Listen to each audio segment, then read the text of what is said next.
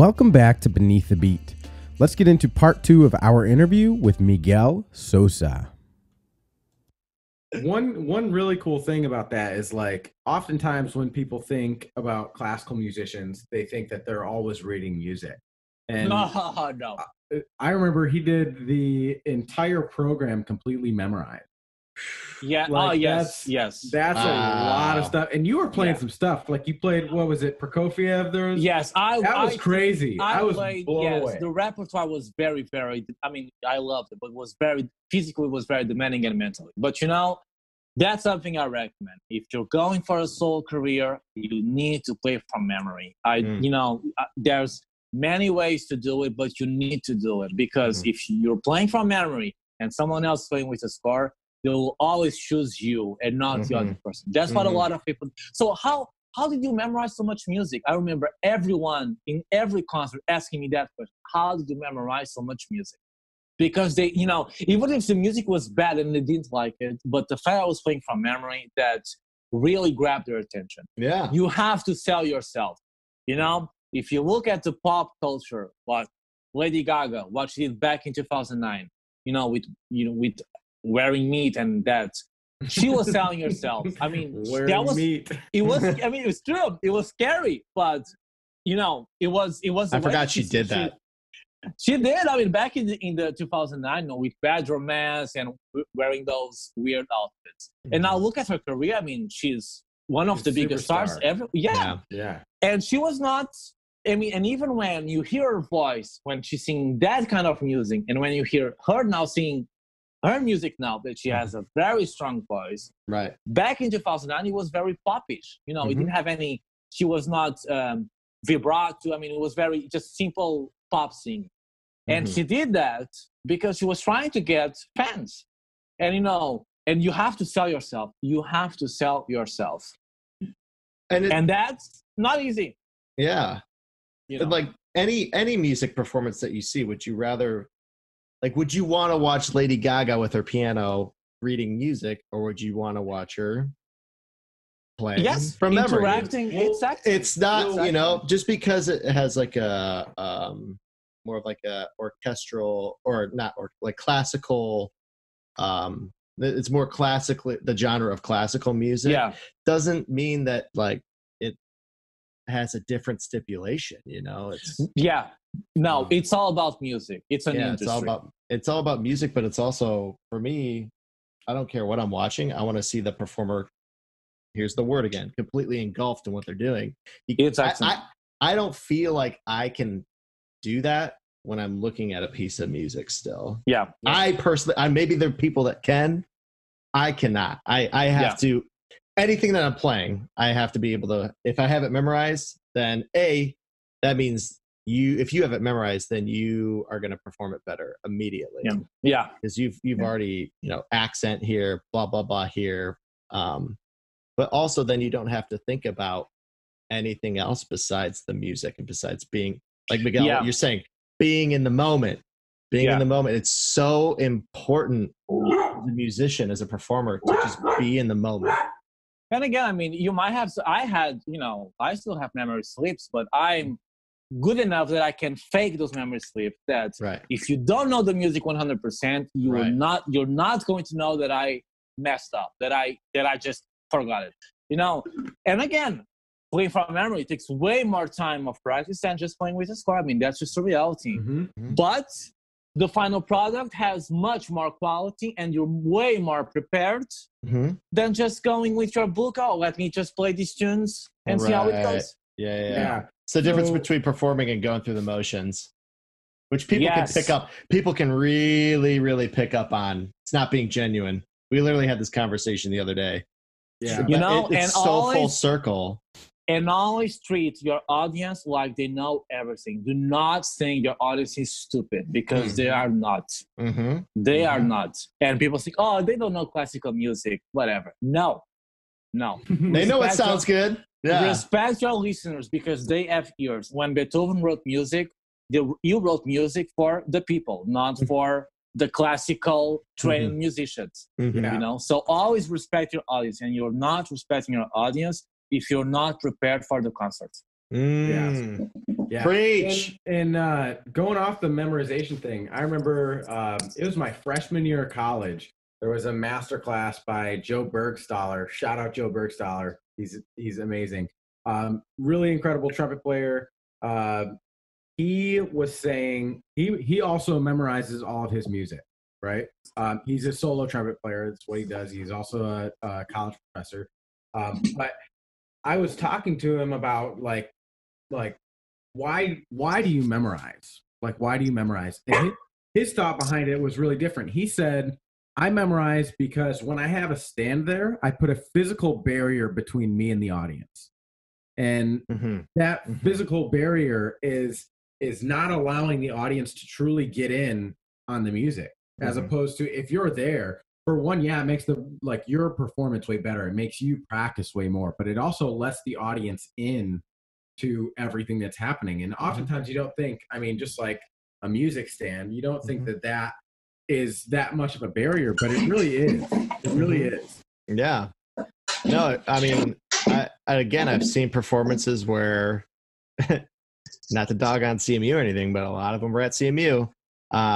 There's just the stand there and there's the person looking at the stand, as opposed to, and seeing this everywhere, classical, jazz, whatever I'm listening to, the performer it's just the performer and the audience.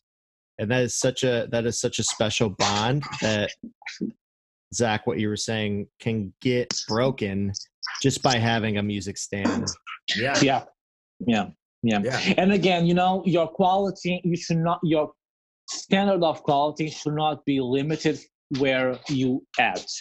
For me, my quality was, I need to be as good as a professional pianist, as the best pianist that I know in the world. I'm not going to be, I'm better than my colleagues, I'm fine. No, my standard of quality was always very, very high. And if you don't have that in your mind, you're not going to reach anything, because again, you're just being what the average level is, And I remember always being this, no, I need to be the best that I can be. Again, in a balanced way, blah, blah, blah. But, your standard should be very, very high. You should not be dependent of the person next to you, because if you are, you're not growing.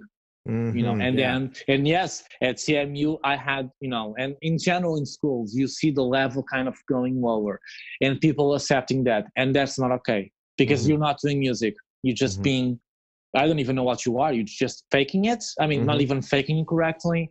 And the quality, I don't care if it's finals, whatever, the quality should be high, because the moment as you step in music, your quality should be very, very high. It's not like a normal job. This is your job becomes your life, and you have to reach for the best. Yeah. And I think going off that, that should always be your expectation, right? That your quality is going to be really high, but sometimes stuff happens and you have to learn to not beat yourself up over those flubs. Oh, yeah, for sure. That's a flub. You're like, I don't know. I mean, I've been in concerts where, just something stupid has happened where I'm like, that has literally never happened before. I mean, I'm pretty sure you guys, I've played with you guys enough to know. Yep.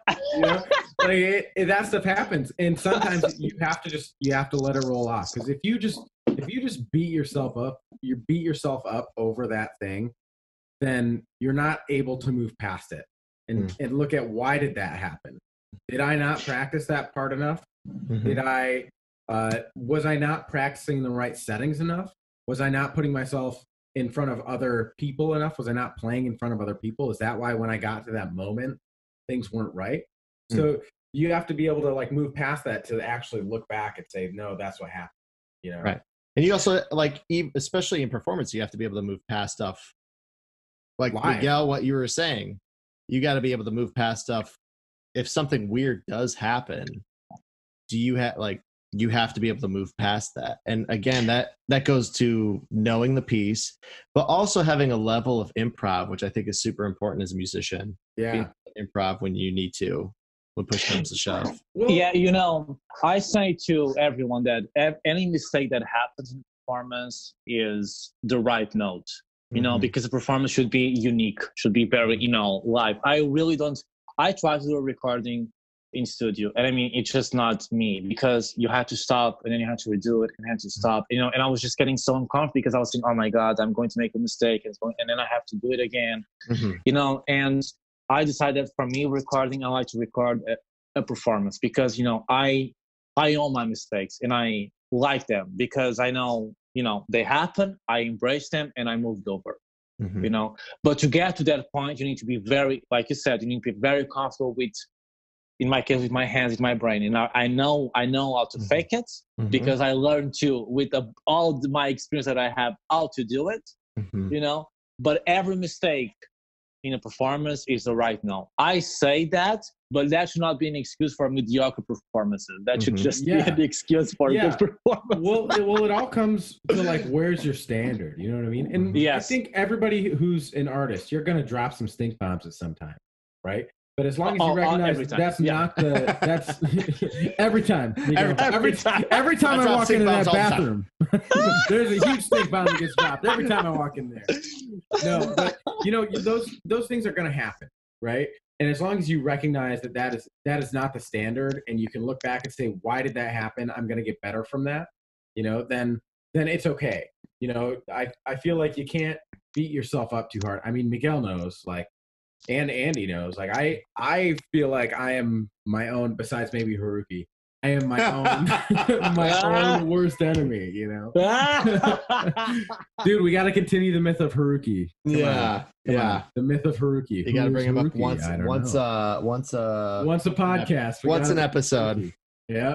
But that's a character, yes. He's a character. What a guy. No, but honestly, I feel like I beat myself up so much to the point where for years I was holding myself back because I couldn't move past these mistakes that happened, and I couldn't actually reflect and say, that's why that happened, and now I'm just going to make sure that doesn't happen again.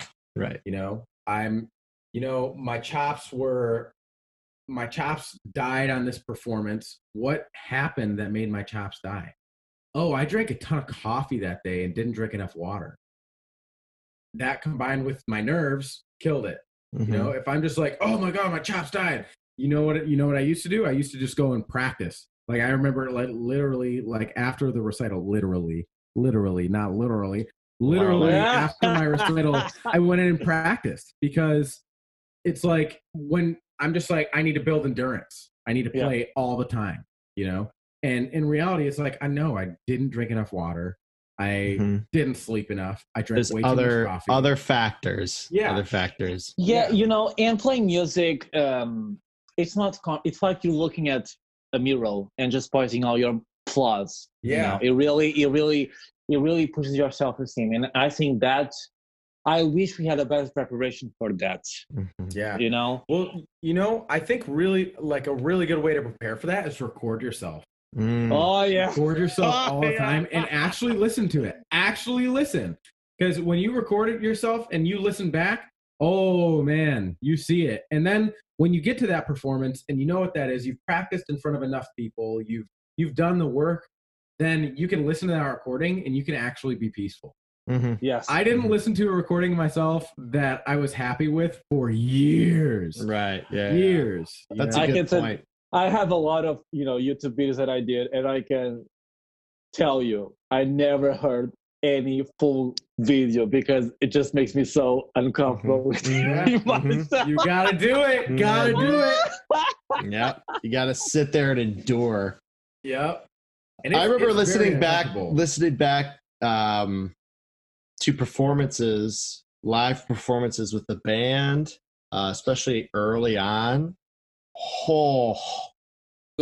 It's but you learn so much. Yeah. It is so much more effective than anybody telling you about it, in my opinion. Yeah. Anybody tell you, hey, you were a little fast here. Here you're just like, oh, yeah, okay, maybe I was a little fast, until you actually hear it for yourself and you realize the severity of whatever issue that you're having.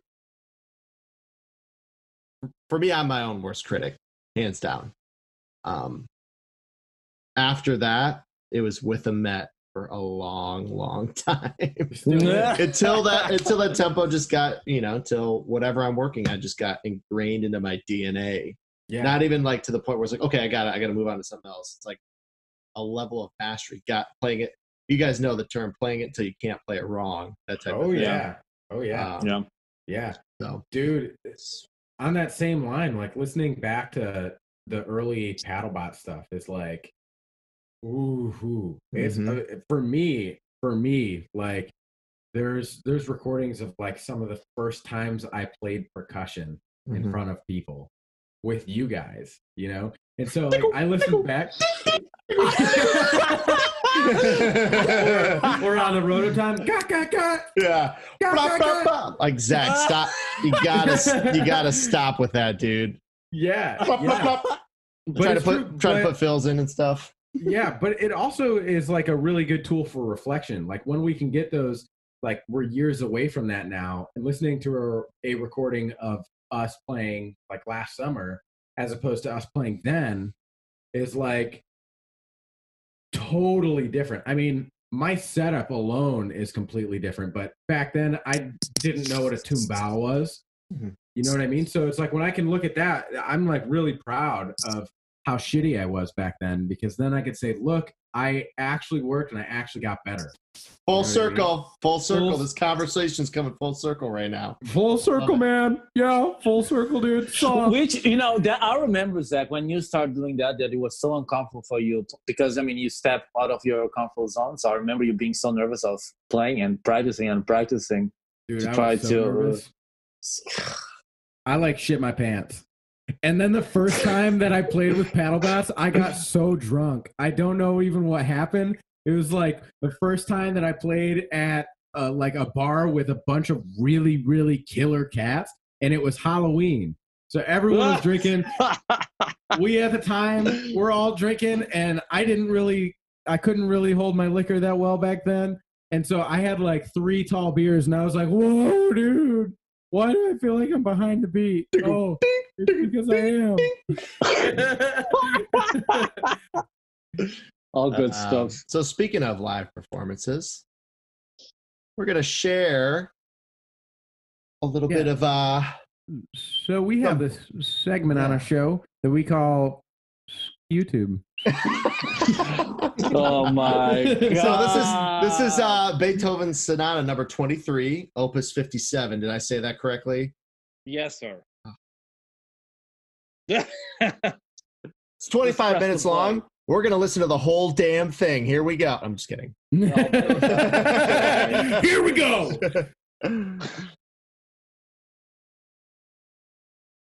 You ain't sharing your sound, Andy. Let's try this again. We can edit this out. Oh, can we now? Yeah. I thought we were live. And we're back. Let's try this again. Yeah, go back to the beginning. So, Miguel, tell us about, like, where are you recording this? B, what kind of piano is that? So this was the previous building that we're at A&M, and I think this was a Steinway. It's an old Steinway, I mean, I love it. But this room, it was the choir rehearsal room. So a lot of recordings that I have are in this room. I think this recording might have been 2016. Yeah. Okay. Yeah, this was 4 years ago, if I'm not mistaken. First of all, can we just all appreciate that posture right there? Hey, it's a beautiful look at that, thing. sitting on top of the hips. It's a beautiful thing. With a pillow on my butt, of course. Posture is everything. You don't have good posture. That is true. Dude, that's one thing. If we're talking about reflection, watching or like seeing pictures of myself playing percussion, oh my gosh, that's like opened my eyes. I saw this one picture where I usually am making stupid faces. That's a given. but like I was like completely hunched over my drums. I was like, no wonder I can't play that fast. My arms, I look like a fucking gremlin. Like So this is Beethoven Sonata number 23. Now that we're sharing the sound.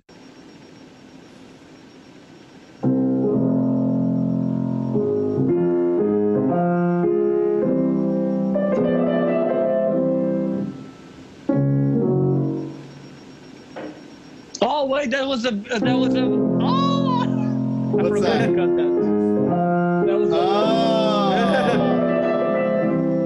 That was cool. I like that. I didn't even know I had that.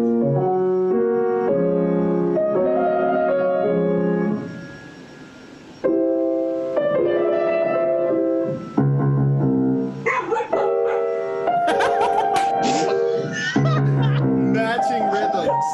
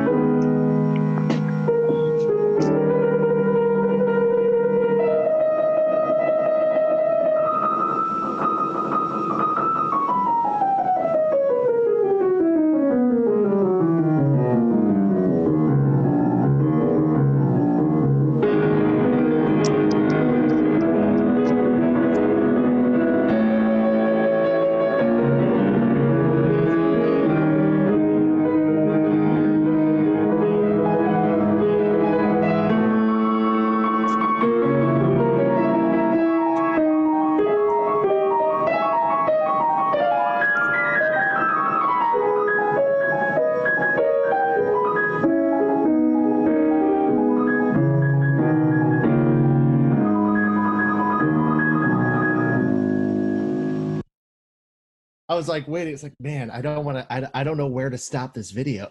That was a good stuff. That's beautiful. Wow. Yeah. Gorgeous playing. Gorgeous, gorgeous. Miguel Sousa. Well, you know, and one thing that I did a lot was posting a lot of YouTube videos because I want to try to stay active, whatever way I could. You know, so even if I was not performing, then you know, if I had like a period of time I was not performing, I want to make sure that I was doing something. So recording and posting on YouTube for me was like a real performance. You know, so so you're putting yourself out there. You know, you have this goal that you're practicing for, and practice for a real goal, while just, you know, oh, I'm just practicing just because I'm practicing. That for me doesn't really work. I like to have a specific goal. So I did a lot of YouTube videos just to have that, you know, to put something to say, oh, I'm still here, I'm still doing something. So you have a lot of YouTube videos. I hate doing YouTube videos because I just hate it, but it's a really good way to you know, to check yourselves if you're doing something or not. Right.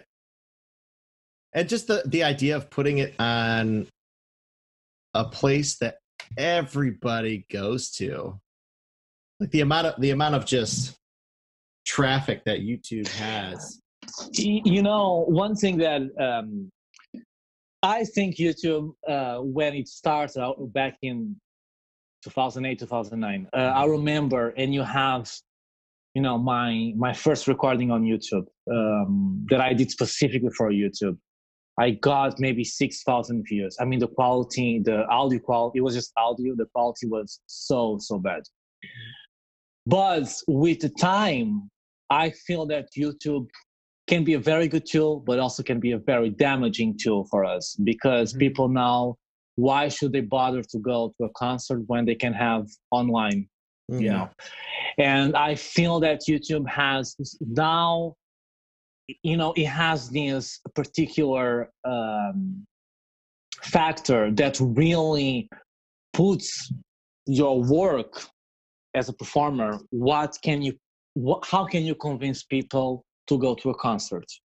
You know, and following that way, and Zach knows Jessica, a really good friend of mine. We did an ensemble that was called District 221, and it was not a typical concert. We did comedy, you know, we did very things like telling a story with music, things that were very outside the box, because how can we convince people to go to a concert? Because, you know, you click YouTube, or Ovid, one of the biggest players in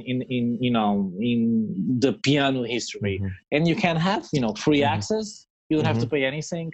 I had this friend of mine saying, "Have you watched Captain America?" And I said, "No, I haven't." And he said, "Oh, you can just watch on." This was years ago. I watched it, but okay, good. I was like, "What? How can not?" But and he said, "Oh, you know, you just go to this site and you watch it." And I said, "For free?" And I said, "Yes." And I was like, "But don't you feel that, like, don't you rather go to a cinema to buy?" And I said, "No, why should I spend $5 in going to a movie theater when I can have it for free?" Oof. And that's the mentality. That's the mentality of nowadays. And that the arts should be for free, and they should not be for free. They should never be for free. But people think that they should be, because you have all this easy access to music, arts, whatever, cinema. Why should I pay a ticket for something that I can have it for free? You know, and and even in my concert series that I work here, you guys can't imagine how hard it has been to convince. So this is at my church, people at my church, that we should charge tickets, not donations. Why? Because donation, you feel that it's like, excuse me the language, a homeless, you're giving something to a homeless, and we're not homeless, we're professionals. We're providing work that we put many hours. So they should pay a ticket, not a donation. Because when you're paying a ticket, you feel that you're paying something. It has a fee. If you're going to a football game, you're going to pay the ticket, right? So why, if you're going to a classical concert or whatever, you feel entitled to go for free? Right. But that's what YouTube and I think the internet kind of start putting us in these shoes. You guys released an album with the pedal bots, and I'm sure you felt the same. You know, why should I pay iTunes to download an album or to download Taylor Swift album when I can just download for free? Yes, it's illegal, but who cares? You know, I guess this, for me, I might be biased because I am a musician, and live music kind of feeds my soul. But whenever I see a YouTube video of like a new artist or somebody I've never seen before, that immediately triggers me to like want to go buy a ticket to see somebody play, you know. And not everybody has that same view. I think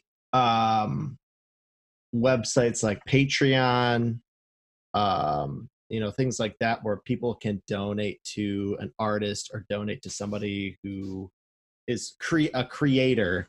I think those are really, really creating a lot of hope for a lot of people, a lot of creators.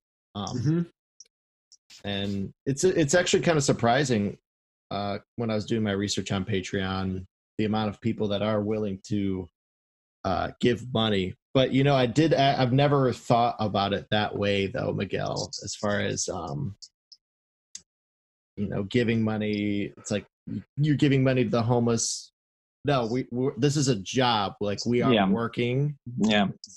Like, we've spent a lot of time on this. Yeah. It's a service. Craft. It's a service. Yeah. It's an experience. Yeah. And, you know, it's, I mean, fundraising yes, there's a lot of cases of successful fundraising, but I really wish we were more respected. That's kind of what I felt as a musician a lot of times, that I was not respected as a professional.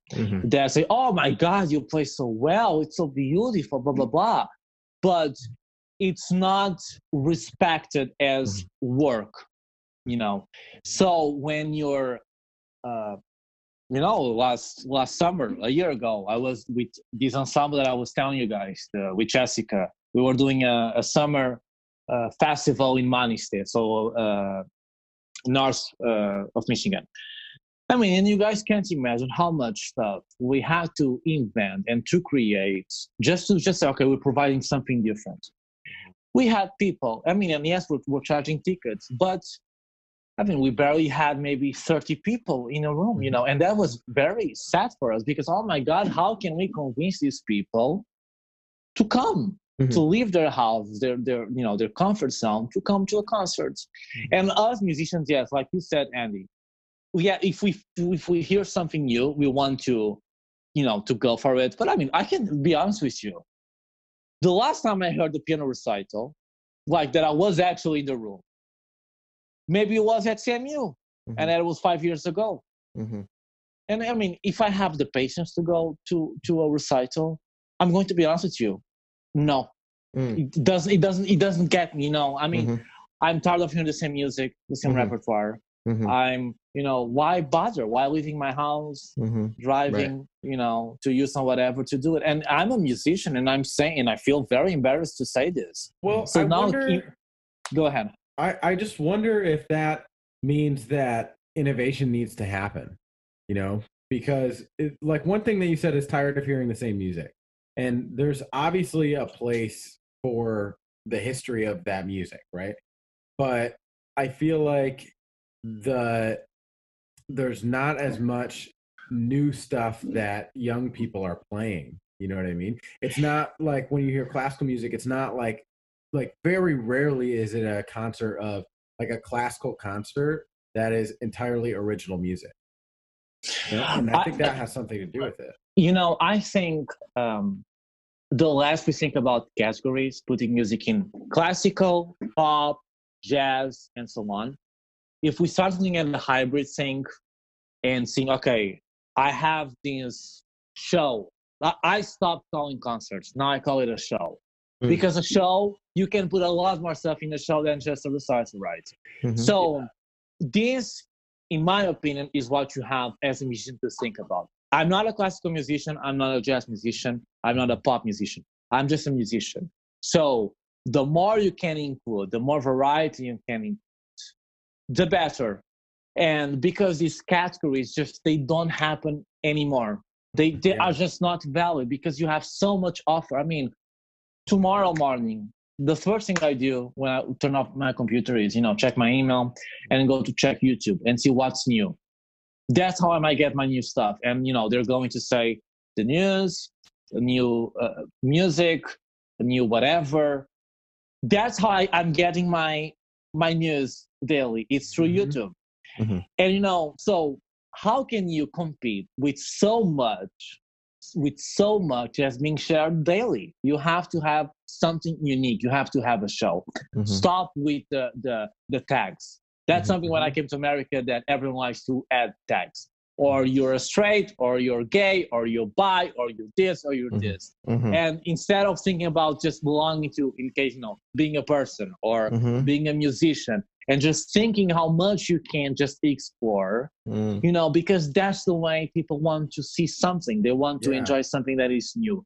Hearing Beethoven, why do I want to go to a recital venue when I can just put, the Fifth Symphony in YouTube with a good audio quality? Why bother? Great recording, yeah. Exactly. If I want to know if someone is doing, like playing naked or something like that, that's interesting.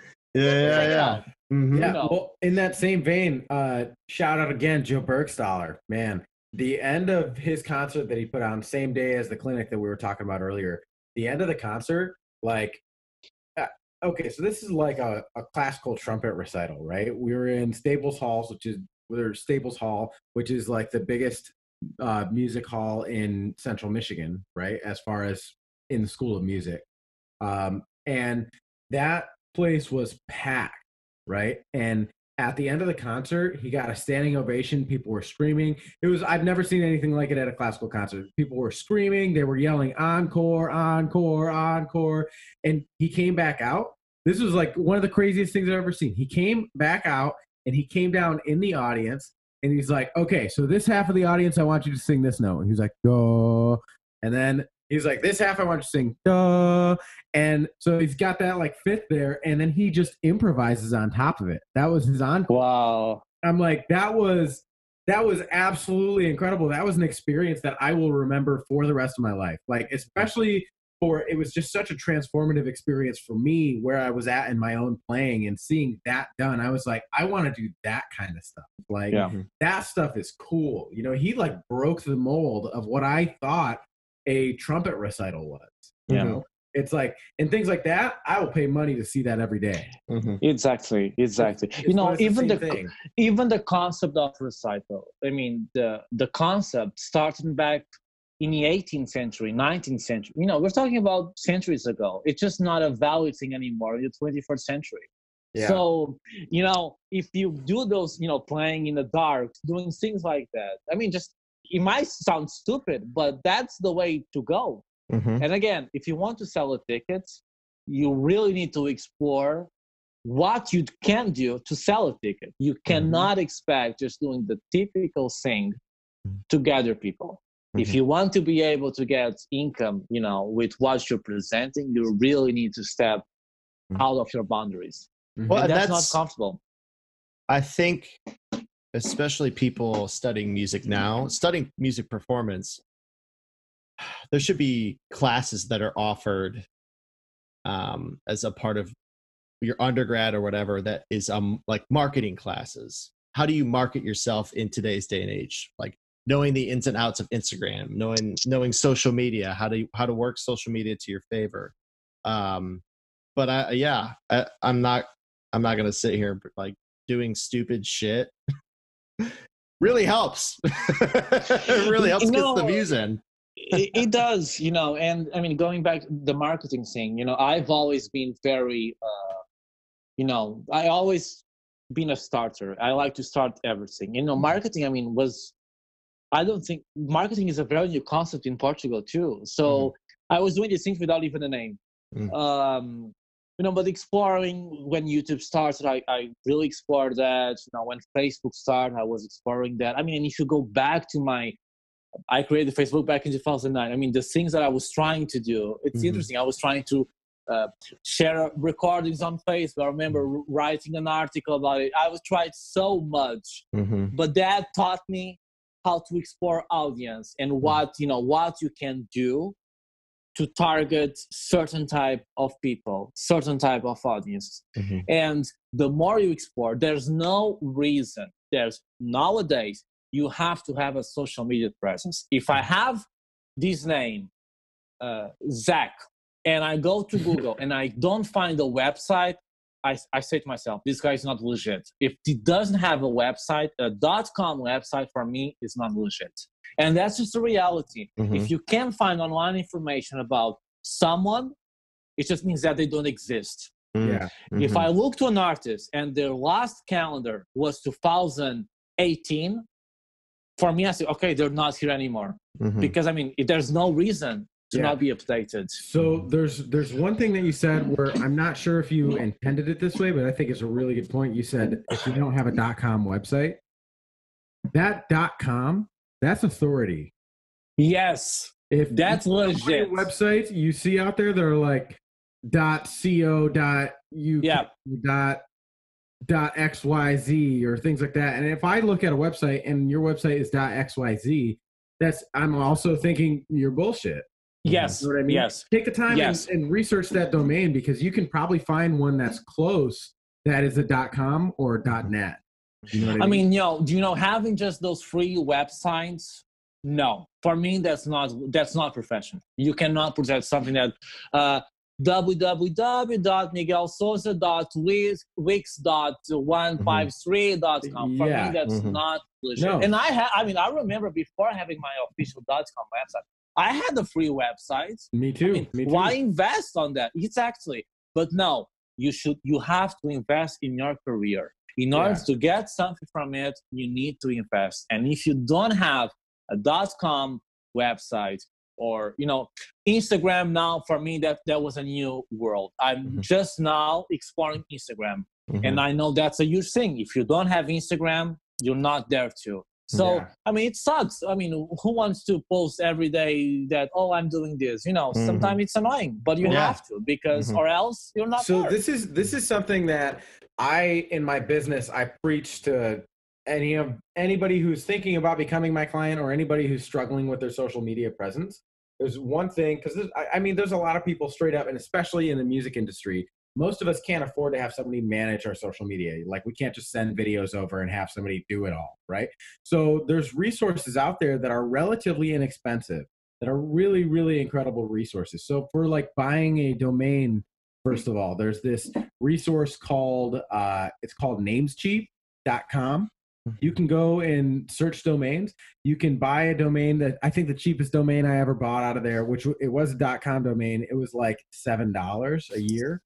That comes with a year of hosting and everything. So there's inexpensive ways. And when it comes to social media, there's this resource. Andy knows, I've been talking to him a lot about it. It's called Buffer. It's I think it's like $15 to $30 a month. So it's a little bit more expensive, but what you can do with that is you can schedule posts out ahead of time, cross-platform. So you can like, let's say for a month, you take a month and say, like, be researching all these different kinds of content that you want to make. You take like 2 or 3 days, you make all of that content, and then you schedule it out, and then you have your content for the entire next month figured out, and then you can just do the same process. That month, while this stuff is automatically posting, get some stuff done in that time, because then it'll take the stress off of having to post every single day. And like, a lot of people are like, oh, it sounds like a lot of work. Yes, it is. Get the fuck over it. Right? It's a lot of work, but it's a hell of a lot easier to do that. It's a lot less stressful than it is every single day thinking, what am I going to post today? Is this going to be engaging? Is this good? I don't know. And then you spend 2 hours trying to record the same thing because you're like, oh, it's shit, but it needs to go up. So then you just post something that you're not happy with. It's like, no. Do it ahead of time and use your resources, Yeah, and always try to have the best quality, because there's no reason. For example, I'm horrible at taking pictures. And so I remember when I was getting the tattoo and I was in deep pain. I remember the artist talking with his assistant, and he said, what's the second most important thing in a tattoo? The picture. So we took, a really nice picture. And I remember getting home, very excited. And I took just, a horrible picture, and I posted it online. And then the guy messaged me and said, oh, no, put this picture on. It's much better. And he was, and he was worried because I tagged him on my bad picture. And again, it was not for me, I was blown away by his work. Brand, yeah. But the picture was very, you couldn't see. You had to really, go really deep to see what was it. While his picture was perfect. He did, he turned off the light. He had a special flashlight, and he took a very nice picture. And that's the thing, that with nowadays technology, everyone has an iPhone. Everyone has a really good camera. Yeah. Recording is easy too. You should not have an excuse to not post quality things, because your audience is expecting that. The standards now are really high right now. If you don't have, if your picture is not good, if your content is not, if your video is not good. My YouTube videos, I'm going to be honest, they're not the audio quality that I wanted. By further away, and I know that, and I'm aware of that.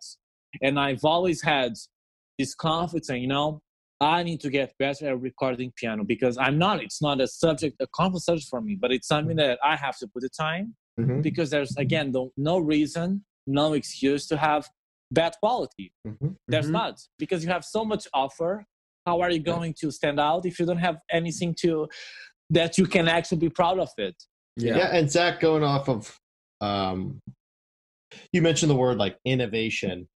I think I think it was alluding to like piano repertoire though, but in the same aspect, innovation in education. Yes. Innovation in teaching students from a young age. And I'm not even talking college, but like as a band director, as a music teacher in a high school, teaching students from a young age how to market themselves and how to like create content, or just how to create content. Having classes like that available for students, I think is super important because we're in such a digital world now. There's so like going online, you can get by almost do anything online now. And if you don't have that, education, especially from a young age, you know, and that's where I think there should be some reform. Again, I'm going to bring this up again. I think there should be some reform in how we're structuring the curriculum of music. I agree. I agree completely. At the university level, because I feel like for me, I got a music education degree. There was one music tech class, and that's where we learned how to use Finale. Yeah. You know, like we learned how to use Finale, and I think we used a little bit of GarageBand. Yep. But let's have classes. Let's have an audio engineering class that people have to take. Yeah. How do you record a piano? How do you record a grand piano? How do you record drums the most effective way? How do you do it cheap? How do you create great content, great sounds, cheap, like with a low budget? How do you create good YouTube? Let's study quality YouTube, quality Instagram, quality videos, and let's study that and break that down to a fundamental standpoint. I think that would make waves for a lot of talented musicians that don't necessarily have those tools, you know? Yeah. I mean, it's such a huge thing. I mean, the music industry, the world of music is nothing like it was even 20 years ago. You know, the social media has changed the game. So if we are teaching the same things, then how can we expect that students are going to be ahead? Which is the whole reason why they're going to school, because they want to be ahead. Yeah, you know, it's the COVID made us a lot more online, digital now. You know, the Zoom now is a huge thing, and it's funny that suddenly you had to rechange completely, you know, the way you were teaching, the way you were interacting, and I think the education needs to follow that too. It should have at least, you know, every 5 years. It needs to be upgraded. I mean, it's not. Yes, thank you. You know, thank you. Because the things change. I mean, even not just the last 20 years. I mean, just the last 5 years, things have changed so much. You know, and now things are changing even faster. Yeah. You know, and I'm not trying to like dog on. Well, maybe I am a little bit. I am dogging on curriculum, but spending more time learning about 12-tone rows than how to like mic up a drum set. You know what I mean? And for people that aren't listening, 12-tone rows are atonal. It's very advanced, quotation marks in my opinion.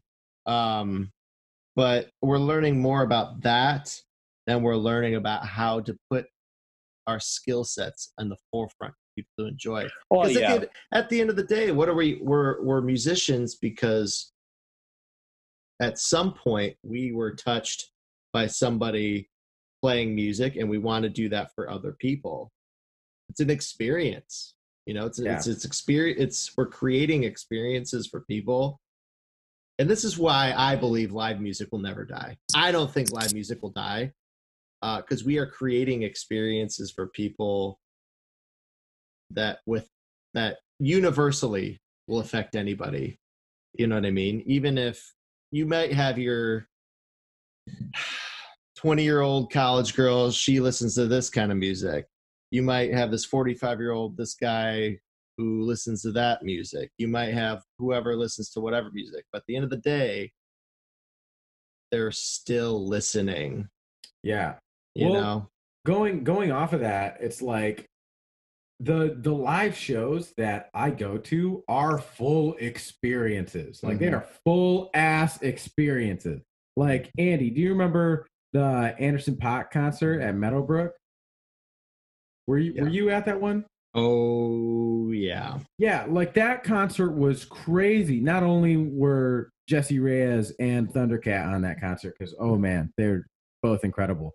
But Anderson .Paak, his stage setup was unbelievable. The light show that was there, the uh, costumes or uniforms that everyone was wearing, the fact that Anderson .Paak's drum set like lowered down and he popped out and started rapping. I'm like, whoa, like this is a full ass experience. This is some different shit. You know what I mean? And that's what that was like. Oh my gosh, that was one of the coolest concerts. Anderson .Paak, you ever hear this, bro? Huge fan. You're fucking awesome. But for real, like that, they're full ass experiences. And if we don't start teaching young musicians that are going through school trying to learn, they aspire to do those things sometimes, then what are we putting them through school for? And that's not to say that 12-tone rows and theory 4 and post-tonal theory, that's not to say that that doesn't have a place, because it definitely does. I mean, learning that stuff like really broadened my horizons on what music could potentially be. But at the same time, I really would have valued. I mean, I don't use that stuff in my day-to-day playing. What I do use is, how am I going to try and make this next show cool? I mean, Andy, you and I have been talking about that with Paddlebots, trying to figure out what are we going to do to our stage setup to make things more unique, things like that. And I think those definitely should be taught, Yeah, I mean, and the same as freelancing. I think that's a concept that a lot of people don't understand. Freelancing, or how to do it. And back in SAMU, I mean, I remember dealing. It sounds so bad, but our friends, some of them having problems with, okay, what am I supposed to do now? And so, and yes, you can get a lot of content online. That's something that's having that tool really helps. But I think the school should really, let me tell you something, between Portugal and American, I mean, you guys have a way better curriculum, more advanced than we do. We just, you play your instrument, your theory, and that's pretty much arranging. I didn't even know what arranging was back then, or things like that are not I don't think they still exist. So that, let me applaud you. But yes, I think we need to, the professors also need to be more upgraded. They need to update themselves in order to update us in what's needed to be done. Yeah, well, I also wonder, from their point of view, what kind of constraints are they being put in? You know what I mean? Like what kind of things are they being said, no, you have to teach this?